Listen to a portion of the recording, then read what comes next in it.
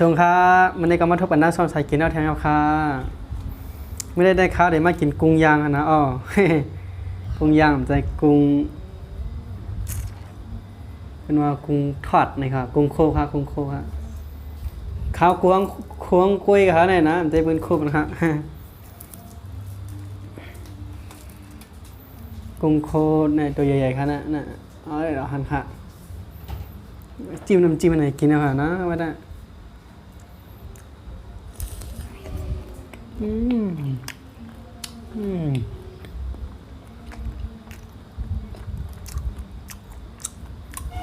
โหงโหงโอ้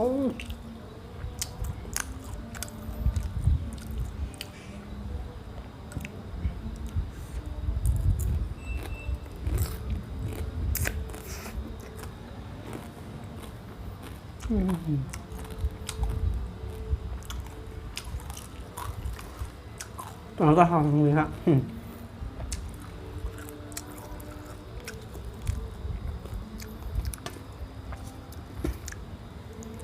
นี่ไข่ครับเนี่ยนะไข่ใหญ่ๆครับเนี่ยจิ้มด้วยครับ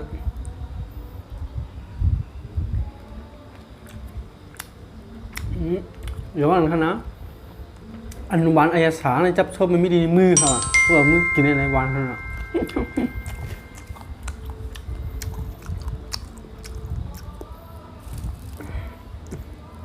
วันนี้ผมมากินกุ้งทอดครับ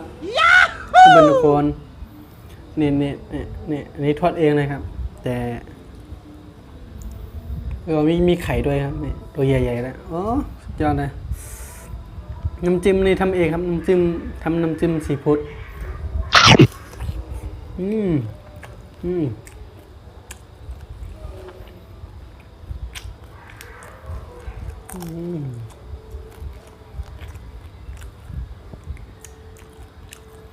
อืม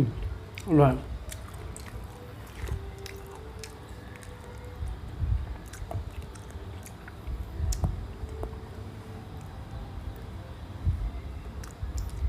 อร่อยครับอร่อย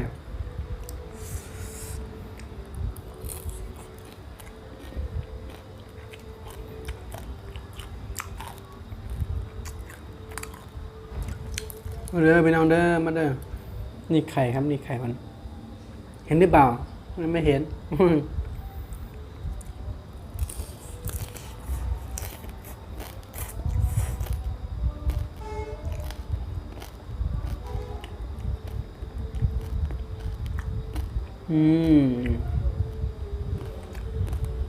อืม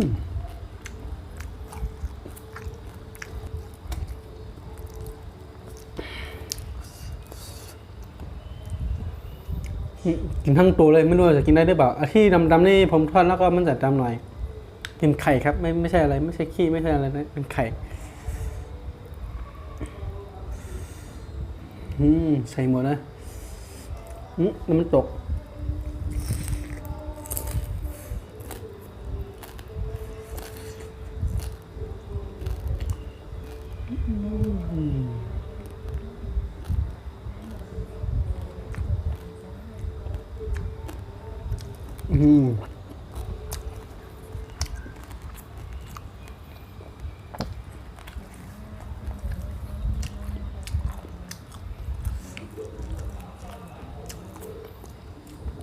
อร่อยเข้มข้น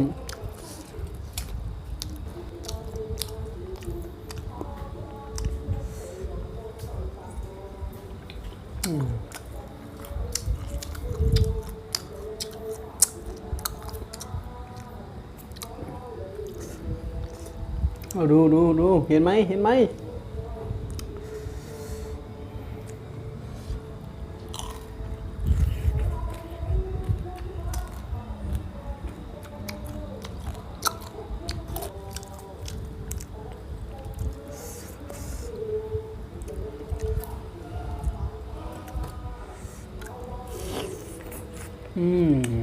อร่อยครับ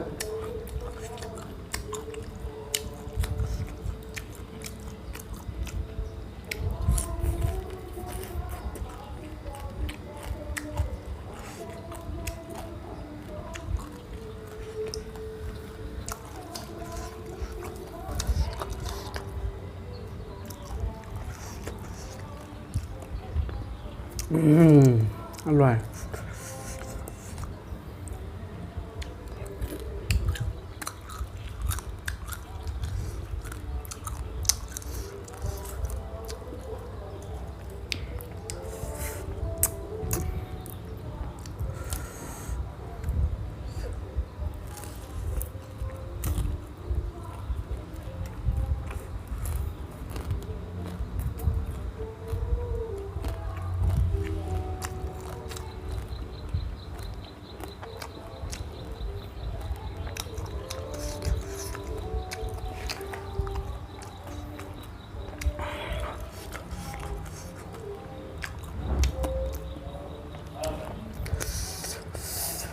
คุณสุขาเดี๋ยวขับไปผัดกันแน่อย่าลืมกดไลค์กดติดตามมันช่องชายกินไซแคมค่ะตั้งมาได้ค่ะกดติดตามมันค่ะหมายชมค่ะสวัสดีครับอย่าลืมกดไลค์กดติดตามด้วยนะครับกินอันนี้แล้วก็พอเลยครับ